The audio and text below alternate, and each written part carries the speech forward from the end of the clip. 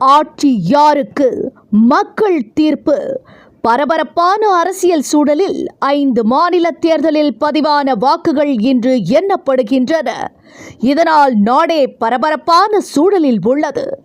ஏனென்றால் தமிழ்நாடு, மேற்கு வங்கம், புதுச்சேரி, கேரளா, அசாம் என அரசியலில் முக்கியத்துவம் வாய்ந்த மாநிலங்களில் தேர்தல் நடைபெற்றுள்ளதால் இந்த தேர்தல் முடிவுகள் முக்கியத்துவம் வாய்ந்ததாக கருதப்படுகிறது. காலை 8 மணியிலிருந்து வாக்கு எண்ணிக்கை தொடங்கப்படும் என அறிவிக்கப்பட்டுள்ளது. தமிழகத்தில் 234 தொகுதிகளுக்கும் ஒரே கட்டமாக ஏப்ரல் 23ஆம் தேதி வாக்குப்பதிவு நடைபெற்றது. கேரளா, புதுச்சேரி, அசாம் உள்ளிட்ட மாநிலங்களில் ஏப்ரல் 9ஆம் தேதி ஒரே கட்டமாக தேர்தல் நடைபெற்றது. மேற்கு வங்கத்தில் மட்டும் ஏப்ரல் 23, 29 ஆகிய தேதிகளில் 2 கட்டங்களாக தேர்தல் நடைபெற்றது.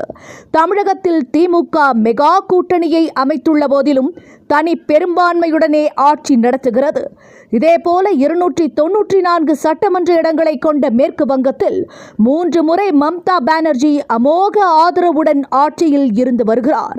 இம்முறையும் அவர் ஆட்சியை தக்க வைத்துக் கொள்ள கடுமையாக போராடி வருகிறார். அவரிடமிருந்து ஆட்சியை கைப்பற்ற பாஜக தீவிர முயற்சி எடுத்து வருகிறது. இதேபோல கேரளாவில் 2 முறை இடதுசாரி ஆட்சி நடைபெற்றுள்ள நிலையில் புதிய ஆட்சிக்காக கடும் போட்டி நடைபெற்று வருகிறது. ஆட்சியை கைப்பற்றும் முனைப்பில் காங்கிரஸ் தீவிரமாக ஈடுபட்டுள்ளது. இதேபோல புதுச்சேரியில் ரங்கசாமி தலைமையிலான ஆட்சி நடைபெற்று வரும் நிலையில் அங்கும் ஆட்சியை கைப்பற்ற கடும் போட்டி நிலவுகிறது.